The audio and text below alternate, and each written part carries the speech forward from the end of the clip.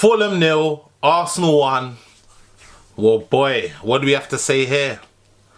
Like, that was probably one of the most rubbishest games I've seen in a minute from Arsenal. Like, the way that we played, we set up alright, but that was definitely a game that you could see the international break affected. These international breaks that mean absolutely nothing. Yeah, there's qualifiers in there, World Cup qualifiers in there, but there's also needless friendlies in those in that international break that we just had. And the fact that we've got another international break coming up in 4 weeks is ridiculous, man. But anyway, back to the game. Fulham 0, Arsenal 1. The game was just, it was just dead. Apart from, not even the goal was exciting. But like, not even the goal, like there was nothing exciting about the game. But yet still, listen, we got past yet another one of these buses, one of these London buses, yeah? Even after we scored, they still had the bus there, low-key, and they brought in a couple of attacking players, but they still had the bus parked up, man. It's just getting ridiculous now, man. But, yeah, like, let's get into the game a bit. I would say Fulham started sharper than us.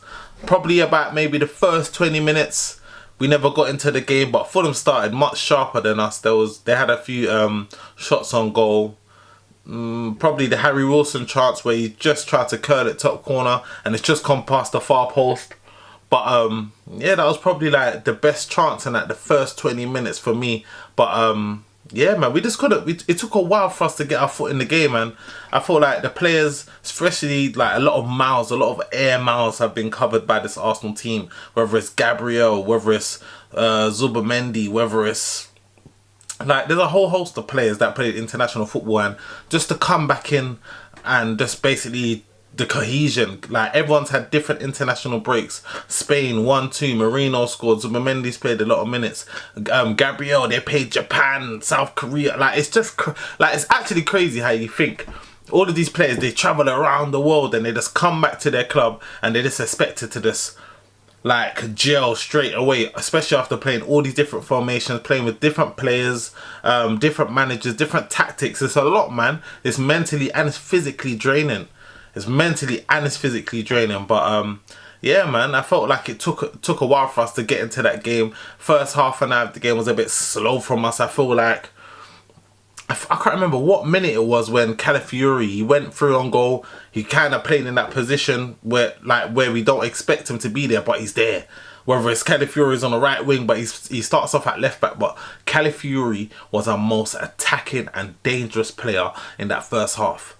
That finish for that disallowed goal that he scored was absolutely mental.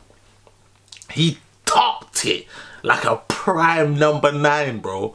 And even there was another chance like where I think it was a volley left foot and it just dipped over the crossbar.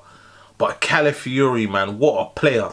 He's probably been the best left back in the league this year. I don't think anyone's actually matching Calafiori for his performances this year.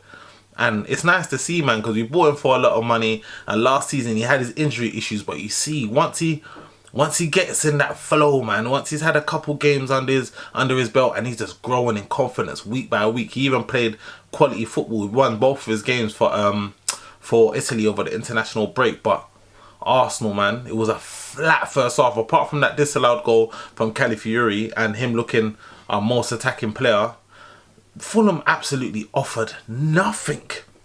Apart from that first 20 minutes where they might have had a few shots, they probably tried to get I think how Fulham tried to set up, they tried to score an early goal. They tried to score an early goal and then park it straight after.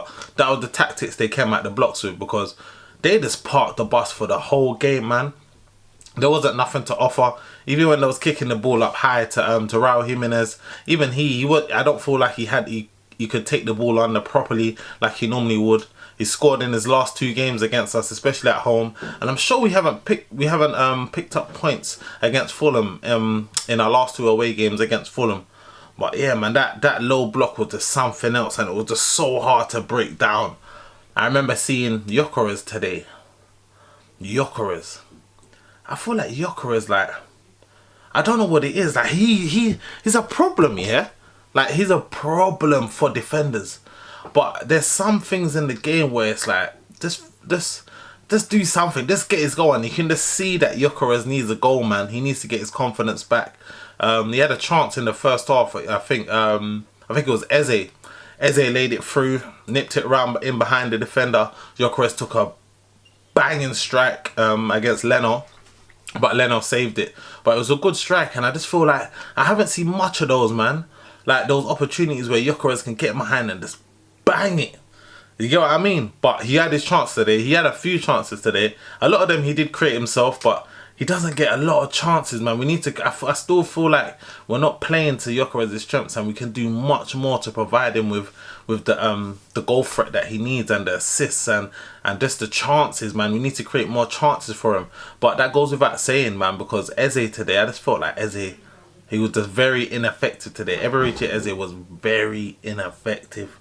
Like, it's like he wasn't himself. Even he was playing in that number 10 position, and you can see that when Odegaard's out, the fluidity, like, we missed that fluidity today. The fluidity in the team was nowhere to be seen, man. It was just very it was that on edge stuff. Even though we were just probing the whole game, it was just like horseshoe football, just going around the back, going back this way, going back that way. And I just feel like we could do better, man, to create chances. That's not the only way. And the corners, like, obviously, when the game's, like, gets in this low block stage where teams are just parking the bus against us, I just feel like we're just going to score a set piece. That's why we've scored more set piece goals than open play goals this season. And that, I think Trossard was our 10th goal scorer of the season. And let it be known, it's like, even though Gyökeres isn't scoring as much goals as people want him to score, we've always been a team where we share the goals around the squad. Because Leandro Trossard is our 10th goal scorer of the season. So that's saying a lot in itself. It means that we share the goals and we don't just rely on one person. Like Haaland. I could just imagine the percentage of Manchester City's goals that Haaland scores for them. It's probably crazy because we don't just rely on one man. Our whole team's got to score goals. But you see Gyökeres, what he does? He occupies defenders, man. And he does his bit. But Eze, I feel like Eberechi Eze, man, he needs to do better, man. He needs to do better. I know we've come back off the international break, but I need to see more from you, my brother. Especially those performances you was putting in just before the international break. I felt like you was getting used to it and you got in your flow. But that kind of like stopped your momentum, that international break. So I give you a bad this game, but I need to see better from you, man. We've got quite a few games coming up. I think like 3 games a week until the next international break. But yeah, man, you got to step up, man. Odegaard's injured for at least another probably 4, 5, 6 weeks. So you got to make it count. But the second half, I feel like we done our thing. Yeah, we were still probing, and it always felt like it was bound to be a goal from one of these set pieces because we got quite a few corners. Let me actually check how much corners we had that game. Let me actually check how much corners we got that game. So stats. Alright, so we got 10 corners in that game. We was bound to score one of them corners, man. And they was solid. Like, it's like everyone was behind the ball. I saw Raul Jimenez marking Saka off the pitch. Like, it was an absolutely crazy game, man, in terms of like that defensive phase of football from Fulham. But it was always going to be a set piece where we scored. I think it was Saka that's whipped it in. Gabriel's flicked it on, won the header at the near post, and he flicked it back post, and Trossard, he's just in the right space at the right time. I don't think Trossard had the greatest game today either, but he just managed to get the ball in the back of the net with his knee. With his knee of all body parts, man. But listen, I'll take you get it how you live, and I'll take it. Yeah, we haven't won at Fulham, I think, for 2 seasons in a row. So listen, you get it how you live, man. These are the games that we wasn't winning last year. We've got to win these games this season. Yeah, everyone's always talking about we always do it against the big teams. The small teams is where we struggle. But guess what? We won again today. Keeps us top of the table. There's City in our shadow. Liverpool got to play Man United tomorrow in a big derby game. So we got to make every point count, especially before this next international break. I want to go into it with a lead, with a significant lead at the top of the table. We've got to keep an eye on City as well. You can never write off City. with that robot up front, you can never write off City and you can never write off Liverpool anyway. But Arsenal, listen, we got the job done today.